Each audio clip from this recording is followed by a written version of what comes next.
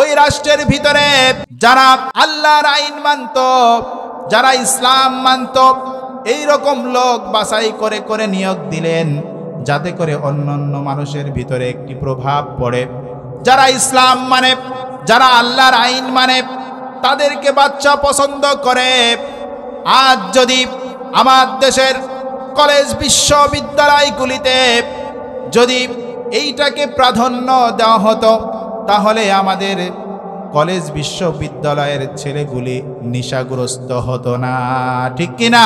আজ যদি বিসিএস পরীক্ষায় যদি আইন করা হতো, যেই ছেলেটি কোরআন সহি শুদ্ধভাবে তেলাওয়াত করতে পারবে, নামাজের নিয়মগুলি সুন্দর করে বলতে পারবে, তাকে আলাদা 10 মার্ক দেওয়া হবে, তাহলে অটোমেটিক দেখতেন যে তারা কোরআন সহি শুদ্ধভাবে শিখে যেত, নামাজ তারা ছাড়তো না।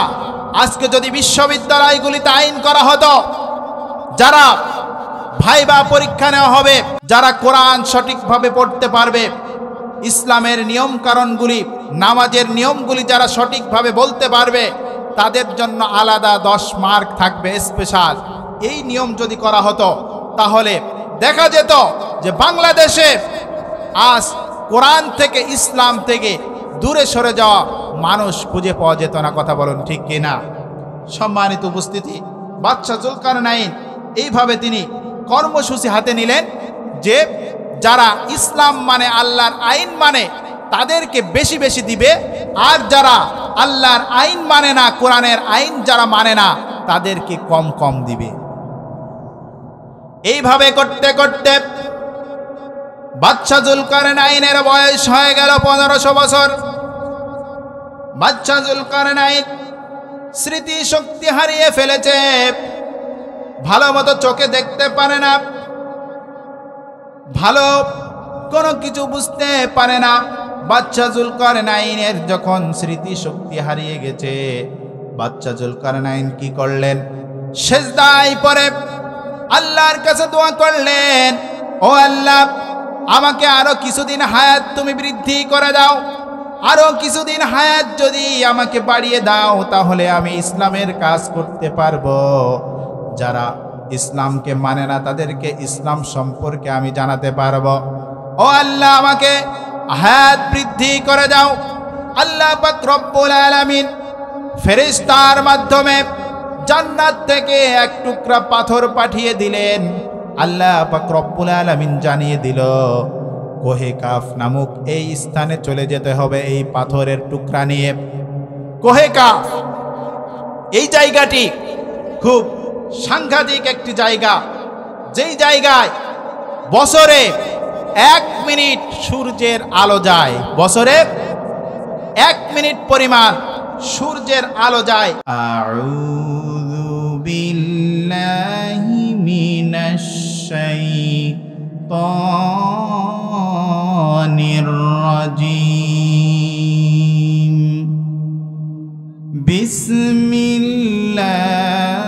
বিসমিল্লাহির রাহমানির রাহিম।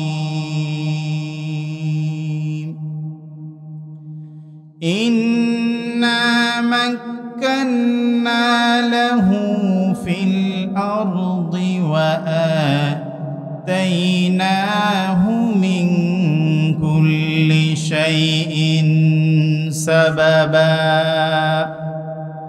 ওয়া ক্বালা তাআলা ইন্নাল্লাহা ওয়া মালাইকাতাহু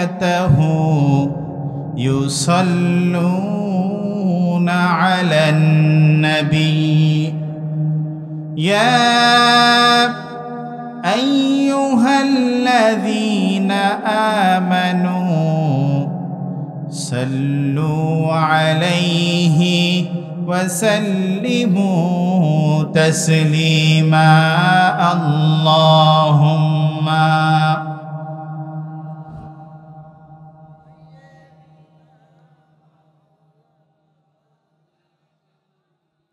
ওয়া আলা আলি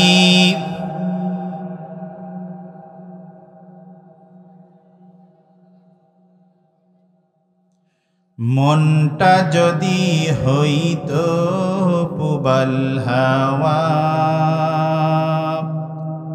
হইতো যদি শুভ্র কবুতর,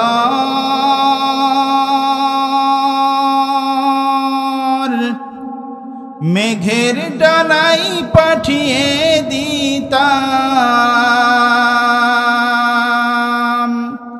মেঘের ডানাই পাঠিয়ে দিতাম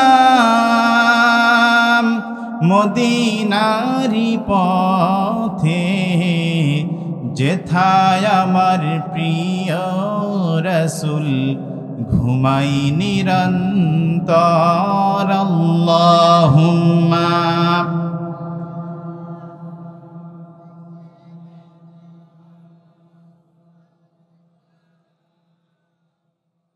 ওয়া আলা আলি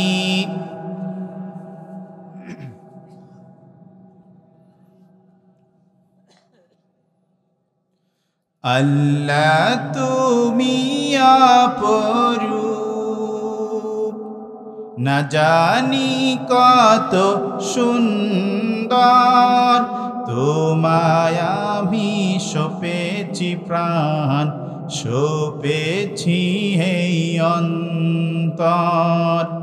আল্লাহ তুমি অপরূপ, না জানি কত সুন্দর, তোমায় আমি সপেছি প্রাণ, সপেছি এই অন্তর। তোমার আলো ছড়িয়ে পড়ে সুন্দর এই পৃথিবীতে, চাঁদ সূরজ জেগে ওঠে তোমার ডাকে সাড়া দিতে। তোমার আলো ছড়িয়ে পড়ে সুন্দর এই পৃথিবীতে, চাঁদ সূরজ জেগে ওঠে তোমার ডাকে সাড়া দিতে। তুমি আছো বুকের গভীর গহীন ভেতর,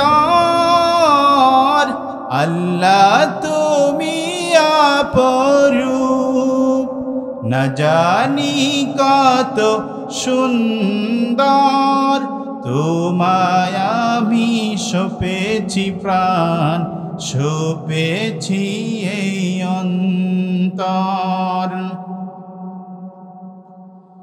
এই দুনিয়ার মালিক তুমি, তুমি মেহেরবান,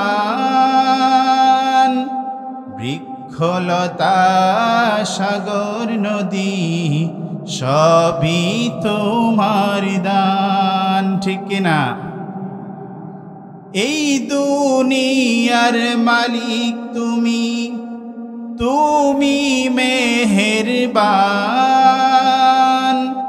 বৃক্ষলতা সাগর নদী সবই তোমার দান। তোমার পথে চলি যেন সারাটি জীবন ভর, আল্লাহ তুমি অপরূপ, না জানি কত সুন্দর, তোমায় আমি সপেছি প্রাণ, সপেছি এই অন্তর। আল্লাহ তুমি অপরূপ। সম্মানিত উপস্থিতি, সম্মানিত হাজিরিন, যে আল্লাহ সুবহানাহু ওয়া তাআলা আমাদেরকে অত্যন্ত ভালোবেসে দুনিয়ার শত কর্মব্যস্ততা থেকে বিরত রেখে আজকের এই সুন্দর আয়োজন, সুন্দর এই জান্নাতি বাগানে আসার সুযোগ করে দিলেন, এজন্য কি আপনারা খুশি?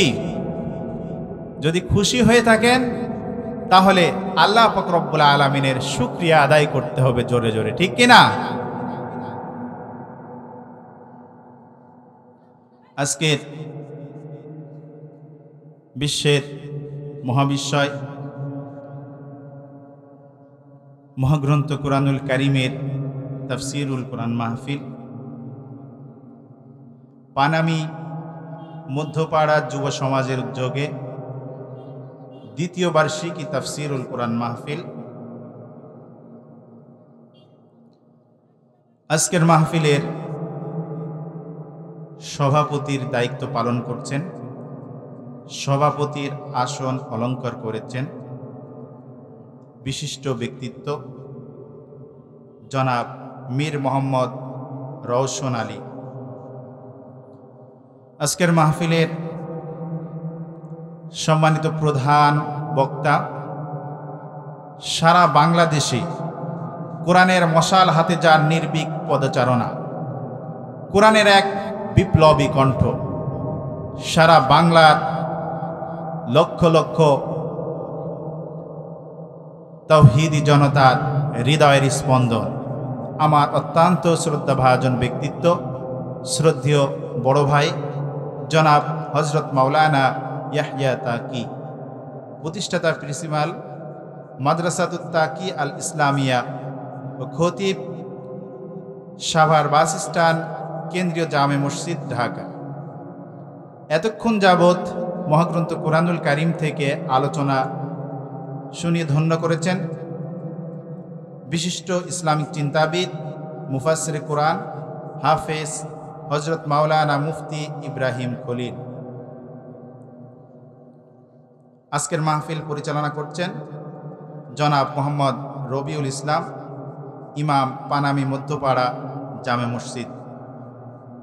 পর্দার আড়ালে অধ্যয়ন করছেন আমাদের শ্রদ্ধেয় মা এবং বোনেরা। সকলের প্রতি আন্তরিক সালাম, আসসালামু আলাইকুম ওয়া রাহমাতুল্লাহি ওয়া বারাকাতুহু। আপনারা কেমন আছেন? ভালো আছেন? আলহামদুলিল্লাহ। আল্লাহ পাক রব্বুল আলামিন যা আমাদেরকে সুস্থ রেখেছেন, আল্লাহ পাক রব্বুল আলামিনের সবচেয়ে বড় একটি নিয়ামত, ঠিক কি না? আজ অসংখ্য মানুষ জান্নাতি বাগানে আসার ইচ্ছা থাকা সত্ত্বেও আসতে পারছে না, ঠিক কি না? আল্লাহ পাক ইচ্ছা করলে যে কোনো একটি দুর্ঘটনা ঘটিয়ে আমাদেরকে মাহফিল থেকে দূরে সরিয়ে রাখতে পারতেন, ঠিক কি না? যে কোনো একটি অসুস্থতার মাধ্যমে অথবা যে কোনো একটি দুর্ঘটনার মাধ্যমে আল্লাহ পাক আমাদেরকে দূরে রাখতে পারতেন। আজকের এই সময়, এই মুহূর্তে অসংখ্য মানুষ তারা হাসপাতালের বেডে, তারা অপারেশন থিয়েটারে ডাক্তারের জন্য অপেক্ষা করছে। কথা কি ঠিক আছে? সে আল্লাহ পাক রব্বুল আলামিন আমাদেরকে ভালোবেসেছেন, করুণা করেছেন, এই জন্য অসংখ্য মানুষের ভিড় থেকে আজকের এই সুন্দর জান্নাতি বাগানে আমাদেরকে আসার এবং বসার সুযোগ করে দিয়েছেন। বিশ্বনবী বলছেন, যদিও আমরা দেখছি এইটি ছোট্ট একটি মাঠ, কিন্তু বিশ্বনবীর ভাষায় এটি আজকের এই কোরআনের তাফসীর হওয়ার কারণে ছোট্ট সাধারণ কোনো মাঠ নয়, এটি হলো জান্নাতের বাগানে পরিণত হয়ে গেছে। সকলে বলুন সুবহানাল্লাহ। আল্লাহ পাক রব্বুল আলামিন যেখানে কোরআনের বক্তৃতা করা হয়, কোরআনের আলোচনা করা হয়, কোরআনের তাফসীর যেখানে করা হয়, সেখানে আল্লাহ পাক রব্বুল আলামিন রহমত বর্ষণ করেন। আল্লাহ পাক রব্বুল আলামিন বলেন, وَإِذَا قُرِئَ الْقُرْآنُ فَاسْتَمِعُوا لَهُ وَأَنصِتُوا لَعَلَّكُمْ تُرْحَمُونَ। আল্লাহ পাক রব্বুল আলামিন বলেন, ও পৃথিবীর মানব মণ্ডলী, তোমরা শুনে রেখো, যেইখানে আমার কোরআনের তাফসীর করা হয়, আমার কোরআনের বক্তৃতা করা হয়, আমার কোরআনের তেলাওয়াত করা হয়, সেইখানে যে যদি তোমরা ধ্যান ও মগ্নতার সাথে সুন্দরভাবে আমার কোরআনের তাফসীরগুলি শ্রবণ করতে পারো, তাহলে আমি আল্লাহ পাক রব্বুল আলামিন আসমান থেকে বৃষ্টির মতো ঝরঝর করে আমার রহমত আমি বর্ষণ করে দিই। বিশ্ব নবী ইসলামের দাওয়াত দিতে দিতে ক্লান্ত শ্রান্ত হয়ে গেল। যেতে যেতে দূর থেকে লক্ষ্য করে আম্মা জান হযরতে আয়েশা রাদিয়াল্লাহু তাআলা আনহার কামরা দেখা যায়। বিশ্ব নবী মনে মনে চিন্তা করল, তৃষ্ণার্ত হয়েছি, হয়তোবা আয়েশার কামরায় যে এক গ্লাস পানি পান করে তৃষ্ণা নিবারণ করব। যখন বিশ্ব নবী কামরার ভিতরে প্রবেশ করলেন, হযরত আয়েশা রাদিয়াল্লাহু তাআলা আনহা ভেবেছিলেন হয়তোবা বিশ্ব নবী আমার সাথে কিছু টাইম পাস করবেন, আমাকে কিছু সময় দিবেন। কিন্তু বিশ্ব নবী পানি পান করার সাথে সাথেই কামরা থেকে বের হয়ে চলে গেলেন। বিশ্ব নবী চলে গেলেন পাহাড়ের পদদেশে সাহাবায়ে কেরামদেরকে নিয়ে। বিশাল সেমিনার সিম্পোজিয়ামের আয়োজন করলেন। সেখানে যখন বক্তৃতা করছিল, এক পর্যায়ে হযরত আয়েশা রাদিয়াল্লাহু তাআলা আনহা লক্ষ্য করে বিশাল এক খণ্ড মেঘ আবির্ভূত হয়ে বৃষ্টি পড়া শুরু হয়েছে। ঝরঝর করে বৃষ্টি পড়ছে। হযরত আয়েশা রাদিয়াল্লাহু তাআলা আনহা চিন্তিত হয়ে গেল, আহারে, যেই নবীর শরীর মুবারকে মশা মাছি বসা পর্যন্ত নিষেধ ছিল, যেই নবীর শরীর মুবারকে মশা মাছি পর্যন্ত তাকে আঘাত করে নাই, সেই নবীর শরীর মুবারকে বৃষ্টির পানি পড়ার কারণে হয়তোবা অসুস্থ হতে পারে, হয়তোবা ঠান্ডা লাগতে পারে। এই কথা চিন্তা করে হযরত আয়েশা রাদিয়াল্লাহু তাআলা আনহা একখানা তোয়ালে রেডি করে দাঁড়িয়ে আছে। বিশ্ব নবী প্রোগ্রাম শেষ করে যখন বাসায় আসলেন, আসার সাথে সাথে হযরত আয়েশা রাদিয়াল্লাহু তাআলা আনহা গেট খুলে দিলেন। বিশ্ব নবী বলে, আয়েশা, তুমি কি ঘুমাও নাই? আয়েশা রাদিয়াল্লাহু তাআলা আনহা বলে, ইয়া রাসূলুল্লাহ, ইয়া হাবিবুল্লাহ, আমি অত্যন্ত টেনশন ফিল করছি। বিশ্ব নবী যখন কামরার ভিতরে ঢুকল, পানির কোনো চিহ্ন শরীরে নাই। বিশ্ব নবী বলে, ও আয়েশা, তুমি কি কারণে টেনশন করছো? এই কারণটাই আমি কি বলতে পারি?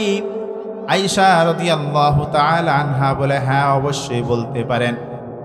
বিশ্ব নবী বলে, ও আয়েশা, তুমি টেনশন করছো পাহাড়ের পদদেশে আমি যখন বক্তৃতা করছিলাম, তুমি লক্ষ্য করেছো বৃষ্টির পানি এসে পড়ছিল, আমার শরীর মুবারক হয়তোবা ভিজে গিয়েছে, অথচ আমার শরীরে এক ফোঁটা পানির কোনো চিহ্ন নাই, এই কারণেই তুমি টেনশন করছো। আয়েশা রাদিয়াল্লাহু তাআলা আনহা বলে, ইয়া রাসূলুল্লাহ, ইয়া হাবিবুল্লাহ, আপনি সঠিক বলেছেন। বিশ্ব নবী বলে, ও আয়েশা, শোনো, আমি পাহাড়ের পদদেশে যখন বক্তৃতা করছিলাম, তুমি দেখেছ বৃষ্টির পানি এসে পড়ছিল। এইটা সাধারণ কোনো বৃষ্টি নয়, কোরআনের আলোচনা করার কারণে আল্লাহ পাক রব্বুল আলামিন তার রহমত বৃষ্টির মতো করে বর্ষণ করেছেন। আজ দীর্ঘ 16টি বছর আমাদেরকে কোরআনের কথা সঠিকভাবে বলতে দেওয়া হয় নাই। কথা বলুন ঠিক কিনা? আজ আমরা বুঝতাম, যদি আমেরিকাতে হতো তাহলে আমরা বুঝতাম সেখানে খ্রিস্টানদের সংখ্যা বেশি। যদি ভারতে কোরআনের মাহফিলগুলি বন্ধ করা হতো তাহলে আমরা বুঝতাম যে সেখানে হিন্দুদের, অমুসলিমদের সংখ্যা বেশি, যার কারণে বন্ধ হয়েছে। কিন্তু যেই দেশে 90% মানুষ মুসলমান, যেই দেশে লক্ষ লক্ষ মসজিদ মাদ্রাসা রয়েছে, যেই দেশে লক্ষ লক্ষ আলেম উপস্থিত রয়েছে, যেই দেশে লক্ষ লক্ষ কোরআনের হাফেজ রয়েছে, যেই দেশের ছেলেরা বিশ্বজয়ী হচ্ছে, আজ যেই দেশের মানুষের ঘুম ভাঙে মসজিদের মুয়াজ্জিনের সুললিত কণ্ঠের আজানের ধ্বনির মাধ্যমে, কথা বলুন ঠিক কিনা? আজ সেই দেশের অসংখ্য জায়গায় কোরআনের মাহফিলগুলিতে 144 জারি করে বন্ধ করে দেওয়া হয়েছিল, কথা বলুন ঠিক কিনা? আজ সেই স্বৈরাচার বিভিন্ন জায়গায় মাথা চাড়া দিয়ে ওঠার চেষ্টা করছে, কথা বলুন ঠিক কিনা? আমাদেরকে শক্ত ভূমিকা পালন করতে হবে। আমাদের ভিতরে মতভেদ থাকতেই পারে, কিন্তু আমরা বাংলার জমিনে যেমনি ভাবে আমরা সকলে কাঁধে কাঁধ মিলিয়ে আমরা স্বৈরাচারকে হটিয়েছিলাম, যেমনি ভাবে রংপুরে আবু সাইদ বুলেটের সামনে বুক পেতে দিয়েছিল, মুগ্ধ বুলেটের সামনে বুক পেতে দিয়েছিল, আমার দেশের সোনার ছেলেরা বুলেটের সামনে বুক পেতে দিয়েছিল, তারপরেও তারা পিছপা হয়নি। ঠিক তেমনি ভাবে আমাদেরকেও কঠোর সিদ্ধান্ত নিতে হবে, কোনোভাবে যেন স্বৈরাচার মাথা চাড়া দিয়ে উঠতে না পারে, কথা বলুন ঠিক কিনা? এর জন্য যদি আমাদের জীবন দিতে হয়, যদি ফাঁসির কাস্টে ঝুলতে হয়, যদি আমাদের বুকে বুলেটের গুলি চালানো হয়, তারপরেও আমরা পিছপা হব না। কারা কারা রাজি আছেন? দুই হাত তুলে আল্লাহকে দেখান। সম্মানিত উপস্থিতি, সম্মানিত হাজিরিন, আজ বিভিন্ন জায়গায় ষড়যন্ত্র চলছে। এই ষড়যন্ত্রকে আমাদেরকে রুখে দিতে হবে। এই জন্য আমাদের কাজ হলো সকলে কাঁধে কাঁধ মিলিয়ে আমরা ঐক্যবদ্ধ হয়ে আমরা কাজ করব, ঠিক কিনা? সম্মানিত উপস্থিতি, সম্মানিত হাজিরিন, আমি মহাগ্রন্থ কোরআনুল কারীমের সূরাতুল কাহাফ থেকে একটি আয়াতে কারিমার কিছু অংশ তেলাওয়াত করেছি। যেই সূরাটা অত্যন্ত দামি একটি সূরা, সূরাতুল কাহাফ, মহাগ্রন্থ কোরআনুল কারীমের 18 নম্বর সূরা। এই সূরার প্রথম 10টি আয়াত এবং শেষের 10টি আয়াত কেউ যদি মুখস্থ করতে পারে এবং প্রতিনিয়ত যদি তেলাওয়াত করতে পারে, তাহলে এই লোক যখন মৃত্যুবরণ করবে, মৃত্যুর পূর্বে দেখবেন অনেকেই হুঁশ হারিয়ে ফেলে, বেহুশ হয়ে যায়, ঠিক কিনা? সে কখনো বেহুশ হবে না, মহামারী থেকে সে রক্ষা পাবে। এরপরে বিভিন্ন ঘরে বিভিন্ন জায়গায় জিনের প্রভাব দেখা যায়, এই জাতীয় নষ্টা জিন থেকে সে রেহাই পাবে। সবচেয়ে বড় বিষয় হলো দাজ্জালের ফিতনা থেকে সে বেঁচে যাবে। এই সূরাতুল কাহাফ নাজিল হয়েছিল মক্কার মুশরিকরা বিশ্বনবীর ব্যাপারে তারা সন্দেহ পোষণ করছিল যে মুহাম্মদকে আসলে সত্য নবী না মিথ্যা নবী। মক্কার মুশরিকরা যখন সন্দেহ পোষণ করছিল, তারা কি করল? তাদের ভিতর থেকে 2 জনকে বাছাই করল। বাছাই করার পরে ইহুদি আলেমদের কাছে পাঠিয়ে দিল যে আমাদের দেশে তো একজন মানুষ ইসলামের দাওয়াত দেয়, কালেমার দাওয়াত দেয়, সে কি সত্য নবী না মিথ্যা নবী? ইহুদি আলেমরা বলল,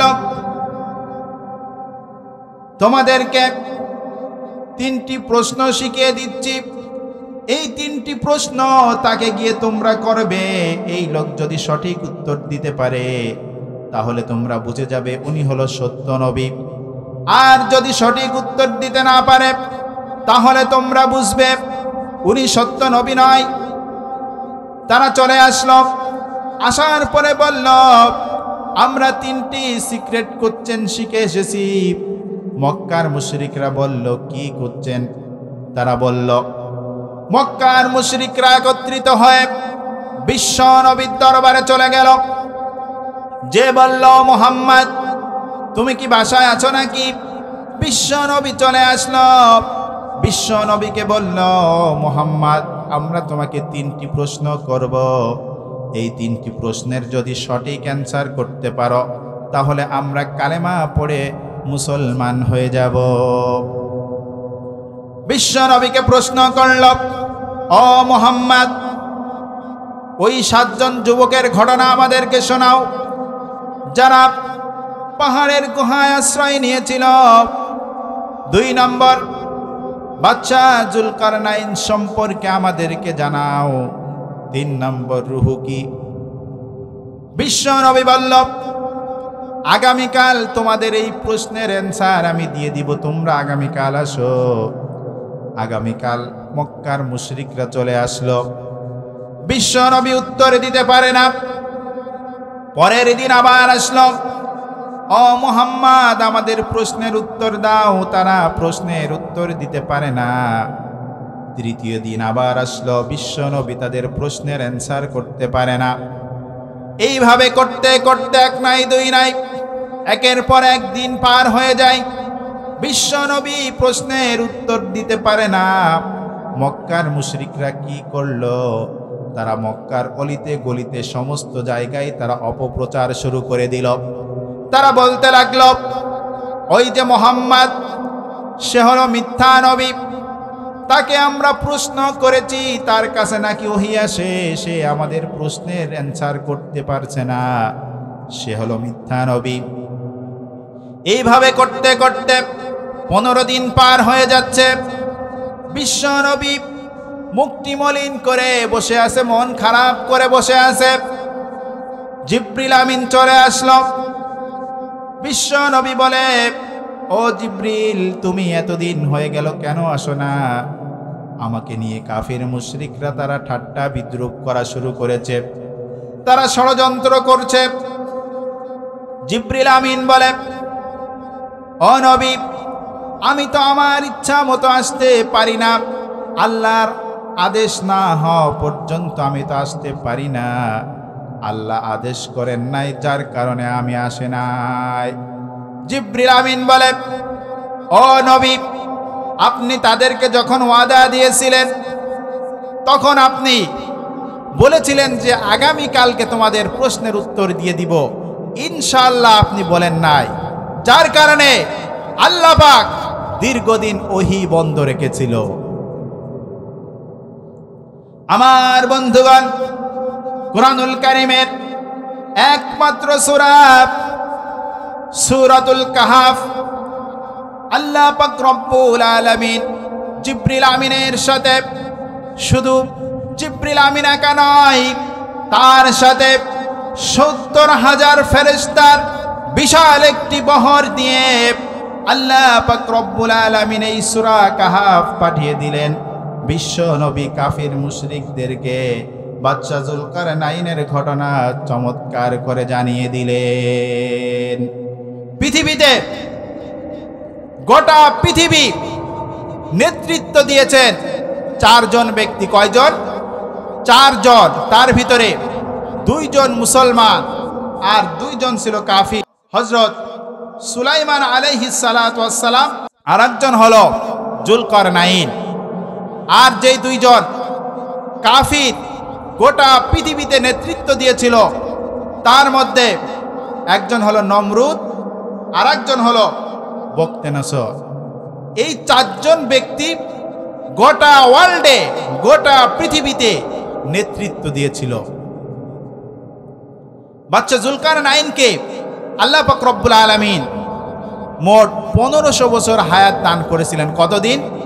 1500 বছর হায়াত আল্লাহ পাক রব্বুল আলামিন তাকে দান করেছিলেন।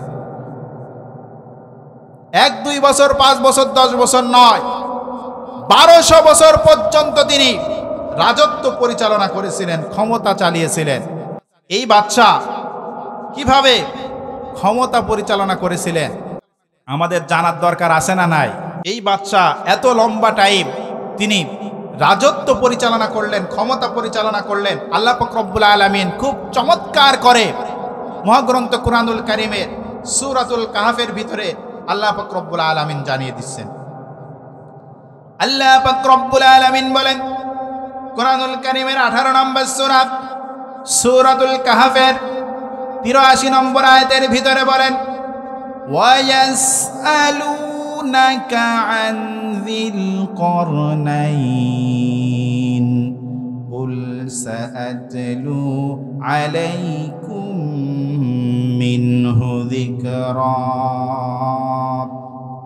হে রাসূল, আপনার কাছে ইহুদি এবং খ্রিস্টান আলেমরা বাচ্চা জুলকারনাইন সম্পর্কে আপনার কাছে কি জানতে চাচ্ছে, আপনি তাদেরকে বলে দিন খুব স্বল্প সময়ের ভিতরে আমি তোমাদেরকে বাচ্চা জুলকারনাইন সম্পর্কে জানিয়ে দিব। পরের আয়াতে আল্লাহ পাক রব্বুল আলামিন বলেন, ইন্না মাক্কান্না লাহু ফিল আরদি ওয়া আতাইনাহু মিন কুল্লি শাইইন সাবাবা। আল্লাহ পাক রব্বুল আলামিন বলেন, আমি আমার জুলকারনাইনকে গোটা পৃথিবীর কর্তৃত্ব আমি তাকে দিয়ে রেখেছিলাম এবং তাকে সব রকমের সাজ সরঞ্জাম ও উপকরণ আমি আল্লাহ পাক রব্বুল আলামিন দিয়েছিলাম। আমি পানিকে আদেশ করেছিলাম আমার জুলকারনাইনের কথা শুনবে। আমি চন্দ্র সূর্যকে আদেশ করেছিলাম আমার সৃষ্টির মাখলুকগুলিকে আমি আদেশ করেছিলাম তোমরা আমার জুলকারনাইনের কথা শুনবে। একটু চিন্তা করেন তো, বর্তমান সময়ের রাজা বাদশাদেরকে যদি এই রকম ক্ষমতা দেওয়া হতো, এই রকম পাওয়ার যদি দেওয়া হতো, ইচ্ছা করলে বৃষ্টি বর্ষণ করতে পারবে। চন্দ্রকে যদি বলে, ও চন্দ্র তুমি অস্তমিত চলে যাও, ও চন্দ্র তুমি এখন উদিত হবে না, এই ক্ষমতা এই পাওয়ার যদি বর্তমান সময়ের কোন শাসককে দেওয়া হতো, তাহলে ওই শাসকের অবস্থা কি হতো? আল্লাহ পাক রব্বুল আলামিন এই বাদশা জুলকারনাইনকে এত বিশাল ক্ষমতা দিয়েছিলেন। বাদশা জুলকারনাইন কি করলেন? তিনি সফরে বের হলেন। আল্লাহ পাক রব্বুল আলামিন বলেন কুরআনুল কারীমের 18 নম্বর সূরা সূরাতুল কাহফের 86 নম্বর আয়াতের ভিতরে চমৎকার করে বলেন, হাত্তা ইযা বালাগা মাগরিবাশ শামসি ওয়াজাদাহা তাগরুবু ফি আইনিন হামিআতিন ওয়া ওয়াজাদা ইনদাহা কওমা قلنا يا ذا القرنين إما أن تعذب وإما أن تتخذ فيهم حسنا।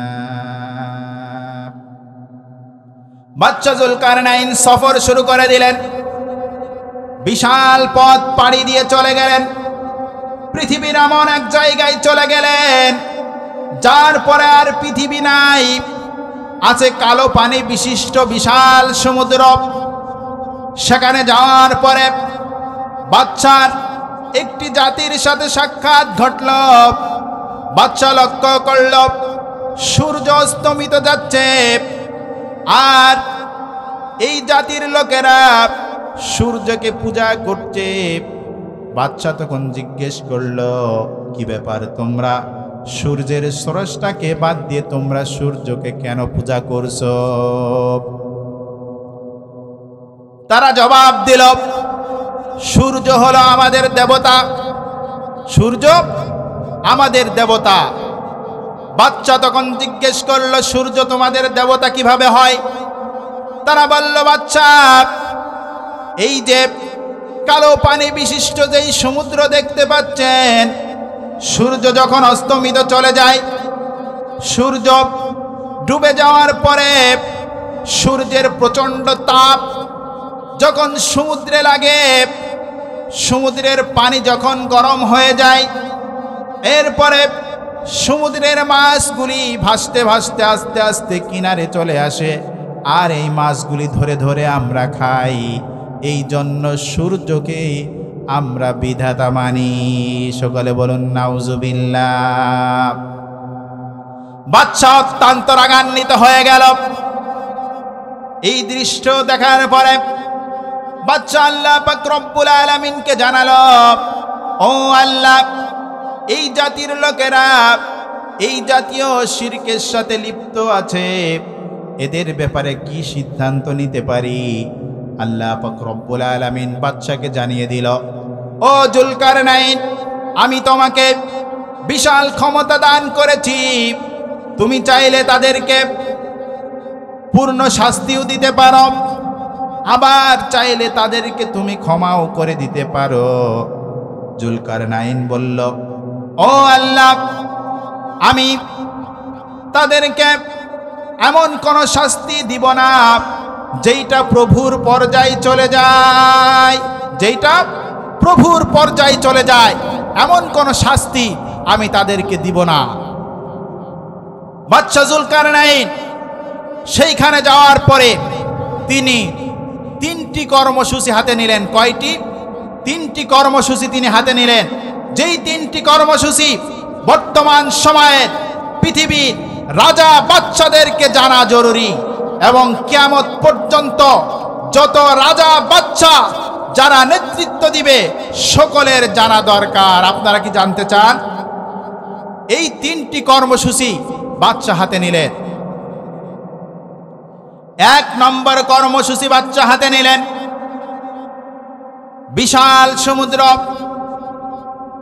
ছিন্নমূল মানুষ এখানে বাস করে, সমুদ্রের চতুর্দিক দিয়ে আমি ভেরিবাদ তৈরি করে দিব। 2 নম্বর কর্মসূচি বাদশা হাতে নিলেন, প্রত্যেকের ঘর বাড়ি, রাস্তাঘাট, কালভার্ট, শিক্ষা প্রতিষ্ঠান, পুকুর, এক কথায় মানুষের নিত্য প্রয়োজনীয় যা যা কিছু দরকার সব কিছুর ব্যবস্থা আমি করে দিব। 3 নম্বর কর্মসূচি তিনি হাতে নিলেন, আমি প্রত্যেককে 3টি করে পশু হাদিয়া দিব। কয়টি করে? 3টি করে পশু হাদিয়া দিব। তাদেরকে 2টিও দেব না, আবার 4টিও দেব না, জোড়ায় জোড়ায় তাদেরকে দিব না, যাতে করে একে অপরের সাথে সম্পর্ক বজায় রেখে তারা চলতে পারে। এই জন্য আমি তাদেরকে বেজোড় রেখে আমি তাদেরকে পশু হাদিয়া দিব। 1টি করে উট, 1টি করে দুম্বা, আর 1টি করে ছাগল আমি তাদেরকে হাদিয়া দিব। আর বাদশা বললেন যে যা যা কিছু প্রয়োজন সব কিছুই আমি তাদেরকে ব্যবস্থা করে দিব। বাদশা চমৎকার একটি কর্মসূচি হাতে নিলেন, যারা আল্লাহর আইন মানে, যারা আল্লাহর নির্দেশ মোতাবেক চলে, তাদেরকে আমি একটু বেশি করে হাদিয়া দিব। যদি 5 কেজি করে চাউল দিই তাহলে তাদেরকে দিব 7 কেজি। মহিলাদের যদি 1টি করে শাড়ি দিই, যারা আল্লাহর জমিনে আল্লাহর আইন মেনে চলে তাদেরকে দিব 2টি। এইভাবে যারা নেককার আছে তাদেরকে হাদিয়ার পরিমাণ আমি বাড়িয়ে দিব। বাদশা জুলকারনাইন বললেন, ও আল্লাহ, এই কাজগুলি করতে হলে আমাকে বিশাল জনবল নিয়োগ দেওয়ার দরকার। বাদশা কি করলেন? নিয়োগ দিলেন ওই রাষ্ট্রের ভিতরে যারা আল্লাহর আইন মানত, যারা ইসলাম মানত, এই রকম লোক বাছাই করে করে নিয়োগ দিলেন, যাতে করে অন্যান্য মানুষের ভিতরে একটি প্রভাব পড়ে। যারা ইসলাম মানে, যারা আল্লাহর আইন মানে, তাদেরকে বাদশা পছন্দ করে।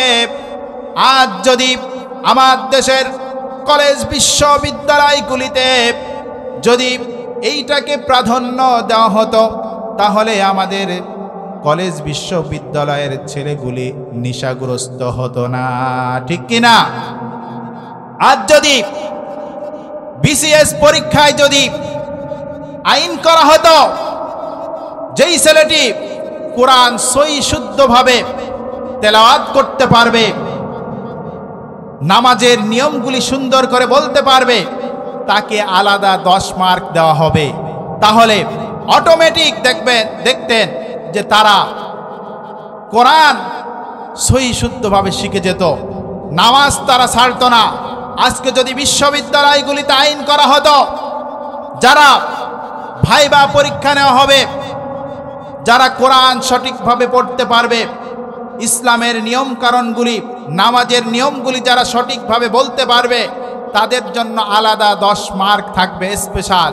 এই নিয়ম যদি করা হতো, তাহলে দেখা যেত যে বাংলাদেশে আজ কোরআন থেকে, ইসলাম থেকে দূরে সরে যাওয়া মানুষ খুঁজে পাওয়া যেত না। কথা বলুন ঠিক কিনা?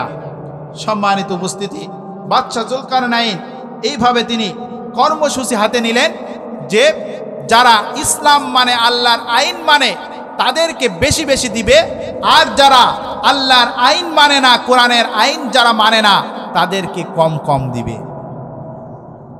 এইভাবে করতে করতে বাদশাহ জুলকারনাইনের বয়স হয়ে গেল 1500 বছর। বাদশাহ জুলকারনাইন স্মৃতি শক্তি হারিয়ে ফেলেছে, ভালো মতো চোখে দেখতে পারে না, ভালো কোনো কিছু বুঝতে পারে না। বাদশাহ জুলকারনাইনের যখন স্মৃতি শক্তি হারিয়ে গেছে, বাদশাহ জুলকারনাইন কি করলেন? সেজদায় পড়ে আল্লাহর কাছে দোয়া করলেন, ও আল্লাহ, আমাকে আরো কিছুদিন হায়াত তুমি বৃদ্ধি করে দাও, আরো কিছুদিন হায়াত যদি আমাকে বাড়িয়ে দাও, তাহলে আমি ইসলামের কাজ করতে পারবো। যারা ইসলামকে মানে না, তাদেরকে ইসলাম সম্পর্কে আমি জানাতে পারবো। ও আল্লাহ, আমাকে হায়াত বৃদ্ধি করে দাও। আল্লাহ পাক রব্বুল আলামিন ফেরেশতার মাধ্যমে জান্নাত থেকে এক টুকরা পাথর পাঠিয়ে দিলেন। আল্লাহ পাক রব্বুল আলামিন জানিয়ে দিল, কোহে কাফ নামক এই স্থানে চলে যেতে হবে এই পাথরের টুকরা নিয়ে। কোহে কাফ এই জায়গাটি খুব সাংঘাতিক একটি জায়গা, যেই জায়গায় বছরে 1 মিনিট সূর্যের আলো যায়, বছরে 1 মিনিট পরিমাণ সূর্যের আলো যায়, বাকি 364 দিন 23 ঘন্টা 59 মিনিট সেখানে সূর্যের আলো যায় না। 1 বছরের ভিতরে মাত্র 1 মিনিট পরিমাণ সূর্যের আলো সেখানে যায়। খুব সাংঘাতিক একটি জায়গা। ফেরেশতার মাধ্যমে আল্লাহ পাক জানিয়ে দিল, এই পাথরটি জুলকারনাইনের কাছে দিবে। এই পাথর যখন তার হাতে থাকবে, সেইখানে যাওয়ার পরে সে দেখতে পাবে 70টি পাহাড় দিয়ে ঘেরা, মাঝখানে উঁচু একটি পাহাড় আছে, চারিদিক থেকে একটি প্রস্রাবণ লালা এসে, নহর এসে একটি মোহনায় মিলিত হয়েছে, একটা শরবত সেখানে তৈরি হচ্ছে। পাশেই দেখতে পাবে অনেকগুলি স্বর্ণের গ্লাস পাতা আছে, এক দিক দিয়ে মধু আসছে, আর এক দিক দিয়ে মেশকাম্বারের ঘ্রাণ আসছে, আর এক দিক দিয়ে দুধ আসছে, আর এক দিক দিয়ে জাফরানি রং আসছে। এই 4টি জিনিস একত্রিত হয়ে শরবত তৈরি হচ্ছে। কি তৈরি হচ্ছে? শরবত। এইখানে যাওয়ার পরে সে যদি 1 গিলাস শরবত সে পান করতে পারে, তাহলে ইসরাফিল আলাইহিস সালাম সিংহায় ফু দেওয়ার আগ পর্যন্ত মালাকুল মাউত তার কাছে যাবে না। আমার বন্ধুগণ, বাদশাহ জুলকারনাইন কি করলেন? সে চিন্তা করল, আমি একা বেঁচে তো কোনো লাভ নাই, আমার মন্ত্রী পরিষদের সদস্য যারা আছে তাদেরকেও বাঁচার দরকার আছে। কারণ আমাকে মন্ত্রী পরিষদ নিয়ে আমাকে চলতে হয়। বাদশাহ জুলকারনাইন গোটা পৃথিবীতে তিনি রাজত্ব করেছেন, তার মন্ত্রী ছিল মাত্র 10 জন। কয়জন? 10 জন। আর আমাদের ছোট্ট বাংলাদেশ, আমাদের দেশে মন্ত্রীর সংখ্যা কখনো 47 জন, কখনো 50 জন পর্যন্ত বাড়িয়ে যায়। ঠিক কি না? সম্মানিত উপস্থিতি, বাদশাহ জুলকারনাইন গোটা পৃথিবীতে, গোটা ওয়ার্ল্ডে তিনি নেতৃত্ব দিয়েছেন। তার মন্ত্রীর সংখ্যা ছিল মাত্র 10 জন। তার ভিতরে 2 জন মন্ত্রীর নাম আল্লাহ পাক রব্বুল আলামিন কুরআনুল কারীমের ভিতরে দিয়ে দিয়েছেন। সকলে বলেন সুবহানাল্লাহ। কে কে, কোন কোন মন্ত্রীর নাম আল্লাহ পাক কোরআনে দিয়েছেন আপনারা কেউ কি বলতে পারবেন? একজনের নাম হলো খিজির আলাইহিস সালাম, আরেকজন মন্ত্রী হলো লোকমান হাকিম। এই 2 জনের নাম আল্লাহ পাক রব্বুল আলামিন মহাগ্রন্থ কুরআনুল কারীমের ভিতরে দিয়ে দিয়েছেন। তারা এই পাথর নিয়ে রওনা করল। বাদশাহ জুলকারনাইন তার 10 জন মন্ত্রীদেরকে সাথে নিয়ে এই পাথরের টুকরা নিয়ে রওনা করল। 1.5 মাস যাবৎ তারা সফর করল। করার পরে সেইখানে যে তারা উপস্থিত হওয়ার পরে বাদশাহ জুলকারনাইন লক্ষ্য করে, আমি তো বৃদ্ধ হয়ে গিয়েছি, আমার তো বয়স হয়ে গেছে, অনেক উঁচুতে উঠতে হবে। খিজির আলাইহিস সালাম ছিলেন যুবক মানুষ, তার হাতে এই পাথরের টুকরাটি দেওয়া হলো। বাদশাহ জুলকারনাইন বলল, ও খিজির, তুমি সামনে সামনে যাও, আমরা পিছনে পিছনে আসছি।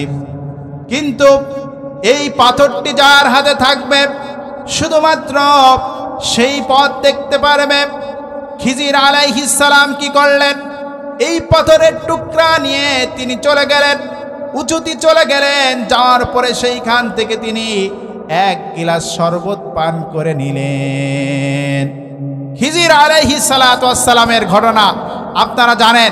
হযরত মুসা আলাইহিস সালাতু ওয়াস সালাম তিনি যখন ভাষণ দিচ্ছিলেন, তার একজন কর্মী প্রশ্ন করল যে এই পৃথিবীতে সবচেয়ে জ্ঞানী মানুষকে?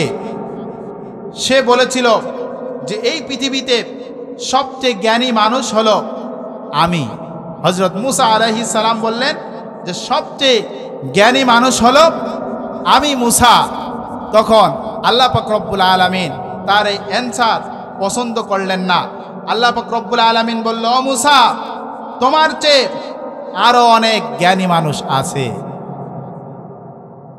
হযরত মুসা আলাইহিস সালাতু ওয়াস সালাম বলল, ও আল্লাহ, আমার চেয়ে যদি জ্ঞানী মানুষ থাকে তাহলে আমার সেই জ্ঞানী মানুষের সন্ধান দাও, আমি সেই জ্ঞানী মানুষের কাছে যে আমি আরো জ্ঞান অর্জন করব। সম্মানিত উপস্থিতি, সম্মানিত হাজিরিন, বাদশাহ জুলকারনাইন সেইখান থেকে চলে আসলেন। আসার পরে কোথায় গেলেন, কি হলেন, আল্লাহ পাক রব্বুল আলামিন কুরআনুল কারীমের ভিতরে খুব চমৎকার করে আল্লাহ পাক রব্বুল আলামিন আলোচনা করেছেন। আল্লাহ পাক রব্বুল আলামিন বলেন, জুলকারনাইন কি করলেন? চলে আসলেন। কোথায় গেলেন? সূরাতুল কাহফের 93 নম্বর আয়াতের ভিতরে চমৎকার করে বলে দিলেন, হাত্তা ইযা বালাগা বাইনাস সাদদাইনি ওয়াজাদা মিন দুনিহিমা কওমান লা ইয়াকাদুনা ইয়াফকাহুনা কওলা। বাচ্চা কি করলেন? যেতে যেতে 2 পাহাড়ের মাঝখানে চলে গেলেন। সেখানে যাওয়ার পরে একটি জাতির সাথে তার সাক্ষাৎ ঘটে গেল। জাতির সাথে যখন সাক্ষাৎ ঘটল, এই জাতির লোকেরা কি যেন বলে বাদশা বুঝতে পারে না, আবার বাদশার ভাষাও ওই জাতির লোকেরা বুঝতে পারে না। যখন কেউ বুঝতে পারছিল না, সেখানে উপস্থিত ছিলেন লোকমান হাকিম। আল্লাহ পাক রব্বুল আলামিন যাকে বিশাল জ্ঞান দান করেছিলেন, পৃথিবীর সমস্ত ভাষা যিনি বুঝতেন, লোকমান হাকিম বুঝতে পারলেন ওই জাতির লোকেরা কি বলতেছিল। আল্লাহ পাক রব্বুল আলামিন তাদের সেই বক্তব্য, তাদের সেই কথা আল্লাহ পাক রব্বুল আলামিন কোরআনের ভিতরে কোট করে দিলেন। আল্লাহ পাক রব্বুল আলামিন বলেন, ক্বালু ইয়া যাল করনাইনি ইন্না ইয়াজুজ ওয়া মাজুজ মুফসিদুনা ফিল আরদ। ওই জাতির লোকেরা বলছে, ও বাচ্চা, ওই যে দূরে একটি জায়গা দেখা যায়, ধোয়া ধোয়া কুয়াশা, পাহাড় দিয়ে ঘেরা, পাহাড়ের ওই পাশে লুকিয়ে আছে একটি জাতি।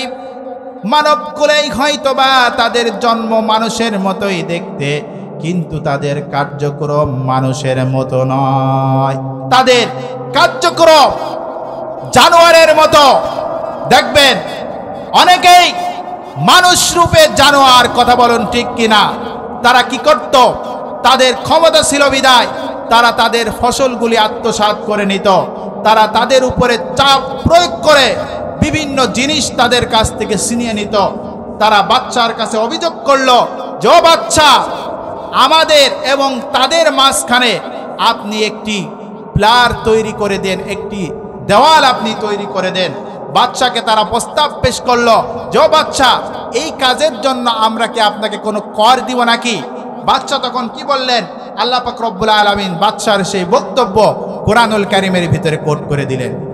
আল্লাহ পাক রব্বুল আলামিন বলেন, ক্বালা মা মাক্কান্নী ফীহি রাব্বী খায়রুন ফাআইনুনি বিকুওয়াতিন আজআল বাইনাকুম ওয়া বাইনাহুম রাদমা। আল্লাহ পাক রব্বুল আলামিন কোরআনের ভিতরে কোট করে দিলেন। বাচ্চা তখন কি করলো? বাচ্চা তাদেরকে বলল, তোমাদের কোনো আর্থিক অনুদান আমার প্রয়োজন নাই, তোমরা শুধু সময় দিয়ে আমাকে সহযোগিতা করবে, তাহলে আমি বাদবাকি কাজগুলি আমি পরিপূর্ণ করতে পারবো। তারপরের আয়াতে আল্লাহ পাক রব্বুল আলামিন আরো চমৎকার করে বলে দিলেন, আতুনি জুবারাল হাদিদ হাত্তা ইযা সাওয়া বাইনাস সাদাফাইনি ক্বালা আনফুখু। বাচ্চা তখন বলল, তোমরা কি করবে? লোহা নিয়ে আসবে। তারা তাদের কাছে যেই লোহা ছিল 2 বছর 5 বছর 10 বছর পূর্বের বাতিল যেই সমস্ত লোহাগুলি ছিল তারা নিয়ে চলে আসলো। বাদশা এই লোহাকে আগুন ধরিয়ে দিলেন।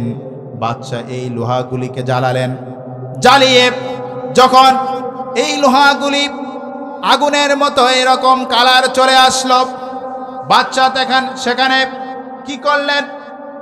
তামা ঢেলে দিলেন।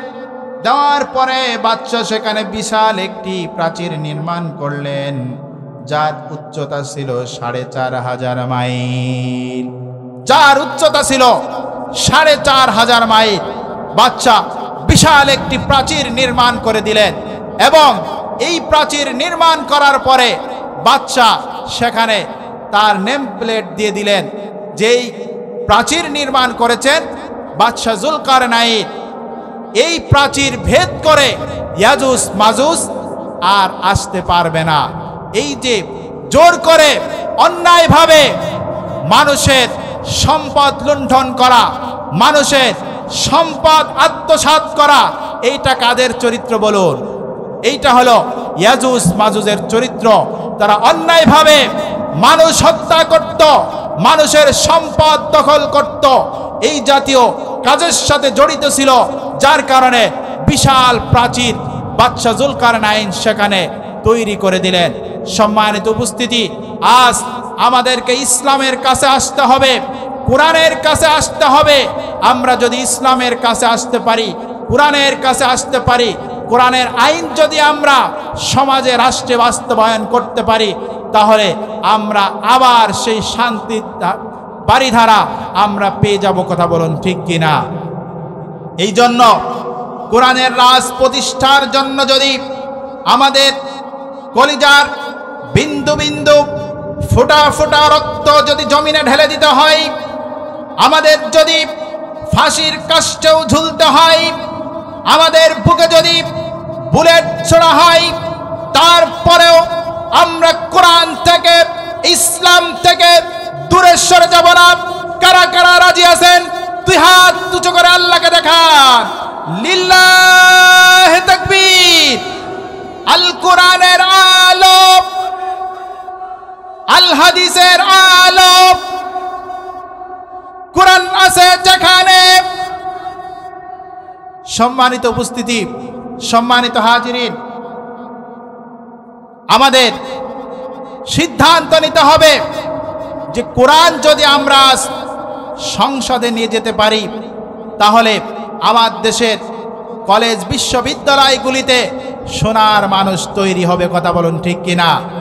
আজ আমরা দেখতে পাচ্ছি বাংলাদেশের বিশ্ববিদ্যালয়গুলিতে মেধাবী শিক্ষার্থীরা বেছে নিয়েছে যারা দুর্নীতি করে, যারা চাঁদাবাজি করে, যারা অন্যায়ভাবে মানুষ হত্যা করে, তাদের পিছনে আমরা থাকতে চাই না। কথা বলুন ঠিক কিনা? আজ ঢাকা বিশ্ববিদ্যালয়ের শিক্ষার্থীরা সিদ্ধান্ত নিয়ে আজ ডাকসু নির্বাচনে যারা ইসলাম মানে, যারা ইসলামকে ভালোবাসে, কোরআনের আইন অনুযায়ী যারা সমাজ রাষ্ট্র পরিচালনা করতে চায়, আজ ঢাকা বিশ্ববিদ্যালয়, জাহাঙ্গীরনগর বিশ্ববিদ্যালয়, চট্টগ্রাম বিশ্ববিদ্যালয়, রাজশাহী বিশ্ববিদ্যালয়ের শিক্ষার্থীরা আজ তাদেরকে বেছে নিয়েছে। কথা বলুন ঠিক কিনা?